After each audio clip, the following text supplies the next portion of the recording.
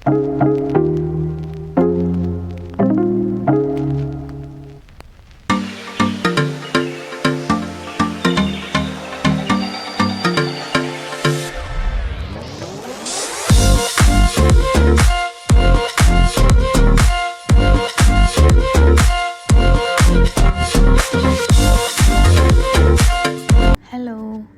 Back to my channel.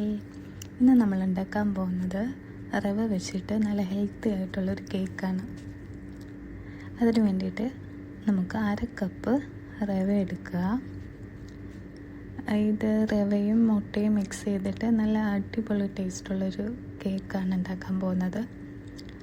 അത് കഴിഞ്ഞ് ഒരു മുട്ട എടുക്കുക.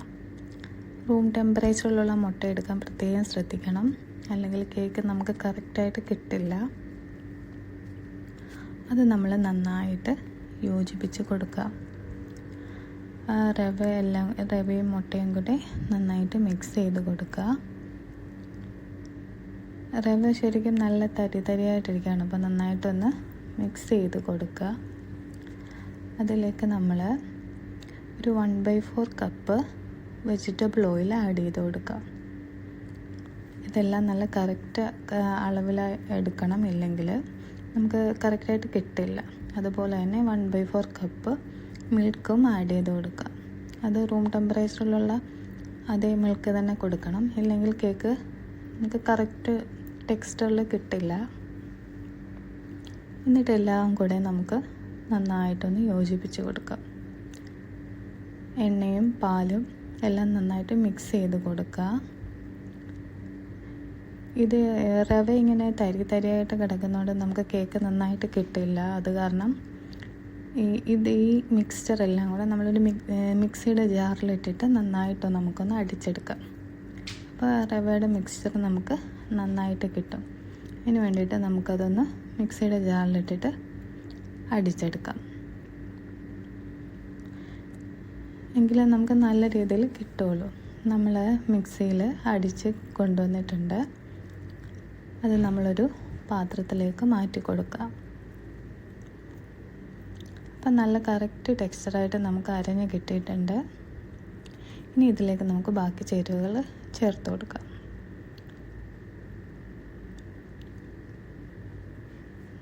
അതിനായിട്ട് അതിലേക്ക് 1/2 കപ്പ് മൈദ ചേർത്ത് കൊടുക്കുക. കേക്കിന് ചേർക്കുന്ന മൈദ അല്ലെങ്കിൽ ഗോതമ്പ് പൊടിയോ നിങ്ങൾക്ക് ഇഷ്ടമുള്ള എന്നാണെങ്കിലും ചേർക്കാം. അതിനുശേഷം ഒരു ടേസ്റ്റിന് വേണ്ടിയിട്ട് ഒരു വാനില എസൻസ് 1/2 ടീസ്പൂൺ ചേർത്ത് കൊടുക്കുക. അത് കഴിഞ്ഞ് 1/2 കപ്പ് പഞ്ചസാരയും കൂടെ ചേർത്ത് കൊടുക്കുക. അതിനുശേഷം 1/2 ടീസ്പൂൺ ബേക്കിംഗ് സോഡയും 1/2 ടീസ്പൂൺ ബേക്കിംഗ് പൗഡറൂടെ ആഡ് ചെയ്ത് കൊടുത്തിട്ട് നമുക്കിത് നന്നായിട്ടൊന്ന് മിക്സ് ചെയ്തെടുക്കാം. അത് ഒരേ ഡയറക്ഷനിൽ തന്നെ നമ്മൾ കേക്കിൻ്റെ മിക്സ്ചർ നന്നായിട്ട് യോജിപ്പിച്ചെടുക്കുക. അതിലേക്ക് നമുക്ക് കുറച്ച് പാലും കൂടെ ചേർത്ത് കൊടുത്തിട്ട് കേക്കിൻ്റെ മിക്സ്ചർ നന്നായിട്ട് യോജിപ്പിച്ച് കൊടുക്കാം. ഒരേ ഡയറക്ഷനിൽ തന്നെ ചെയ്തില്ലെങ്കിൽ കേക്ക് നല്ല സോഫ്റ്റായിട്ട് കിട്ടില്ല, നല്ല ഹാർഡായിട്ട് പോവും. ഒരേ ഡയറക്ഷനിൽ തന്നെ ചെയ്യാൻ ശ്രമിക്കുക, ഇല്ലെങ്കിൽ കേക്ക് ഹാർഡായിട്ടിരിക്കും, നമുക്ക് കഴിക്കാൻ ഒട്ടും സോഫ്റ്റ് ആയിരിക്കില്ല. അങ്ങനെ കേക്കിൻ്റെ മിക്സ്ചർ റെഡി ആയിട്ടുണ്ട്. അത് നമുക്കിനി ഒരു കേക്കിൻ്റെ ട്രേയിലോട്ട് മാറ്റി കൊടുക്കാം. അതിന് വേണ്ടി ഒരു കേക്കിൻ്റെ ട്രേ എടുക്കുക.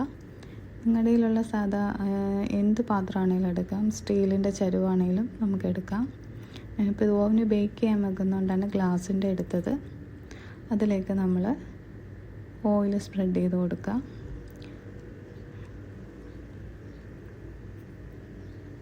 ഇത് ഓവനിൽ വെക്കാൻ വേണ്ടിയിട്ടാണ് ഞാൻ ഗ്ലാസിൻ്റെ എടുത്തത്. നിങ്ങൾക്ക് ഇഷ്ടമുള്ള പാത്രം എടുക്കാം. അതിലേക്ക് നമ്മൾ കേക്കിൻ്റെ മിക്സ്ചർ ആഡ് ചെയ്ത് കൊടുക്കുക. ഇതിൽ കറക്റ്റായിട്ട് തന്നെ നമുക്ക് മിക്സ്ചർ റെഡി ആയിട്ടുണ്ട്. അത് നമുക്ക് ആഡ് ചെയ്ത് കൊടുക്കാം.